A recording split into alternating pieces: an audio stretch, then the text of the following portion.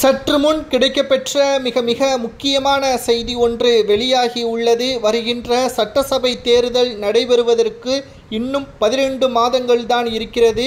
2026 மே மாதம் சட்டசபை தேர்தல் தமிழகத்தில் நடைபெறுகிறது. அதில் எந்த ஒரு மாற்று கருத்தும் கிடையாது.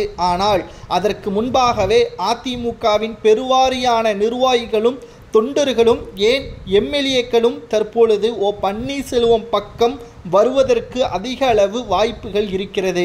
எப்படியும் இரட்டை இலை சின்னத்தை முடக்காமல் OPS அவர்கள் விடமாட்டார். அது மட்டுமல்ல, 28ஆம் தேதி ஏப்ரல் 28ஆம் தேதி பன்னீர்செல்வத்தின் வழக்கறிஞர் ராம்குமார் மற்றும் பன்னீர்செல்வத்தின் மகன் OP ரவீந்திரநாத் புகழேந்தி, அது மட்டுமல்ல வழக்கை தொடர்ந்த மிகப்பெரிய அளவிலான சர்ச்சையை இன்று வரை ஏற்படுத்திய சூரியமூர்த்தி என்பவரும் அதிமுகவின் இரட்டை இலை சின்னத்தை நீக்காமல், அதாவது எடப்பாடி பழனிசாமியின் கையில் சென்றுவிடாமல் இருப்பதற்கான ஏற்பாடுகளை செய்து வருகிறார்கள்.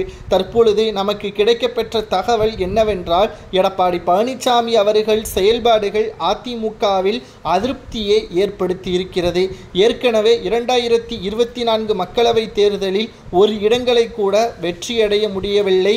மேலும் ரிசல்ட் வந்த பிறகு அனைத்து இடங்களிலும் தோல்வி என்று அதிகாரப்பூர்வமான அறிவிப்பு வெளியானதை தொடர்ந்து சேலத்தில் உள்ள பண்ணை வீட்டில்தான் தங்கினாரை தவிர மக்களையும் தொண்டர்களையும் எந்த ஒரு சந்திப்பையும் நடத்தவில்லை.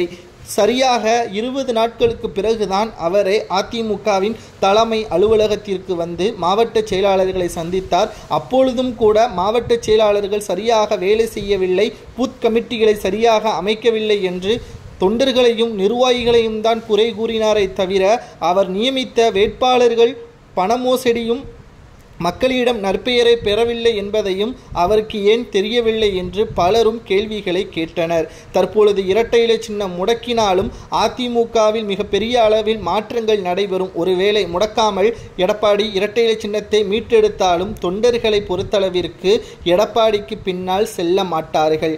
இப்பொழுது வரை எடப்பாடி தமிழகம் முழுவதும் சுற்றுப்பயணம் செல்ல வேண்டும் என்ற ஆசை இருக்கிறதே தவிர அதற்கான செயல்பாடுகளை அவர் செய்யாமல் இருப்பதற்கு காரணம் தொண்டர்கள் எதிர்ப்பதுதான். தற்பொழுது எடப்பாடி பழனிசாமி அவர்கள் தமிழகம் முழுவதும் சுற்றுப்பயணத்தை இன்றே நினைத்தால் கூட அவரால் தொடங்க முடியும். ஆனால் செல்லும் இடமெல்லாம் எதிர்ப்புகள் இருந்தால் நிச்சயம் அது திமுகவிற்கு சாதகமாக மாறும். தற்பொழுது OPS அவர்களுக்கு ஆதரவாக பெருவாரியான தொண்டர்களும் களத்தில் இறங்கியிருக்கிறார்கள் என்பதுதான் உண்மை. உங்களது கருத்துக்களை கூறுங்கள். OPS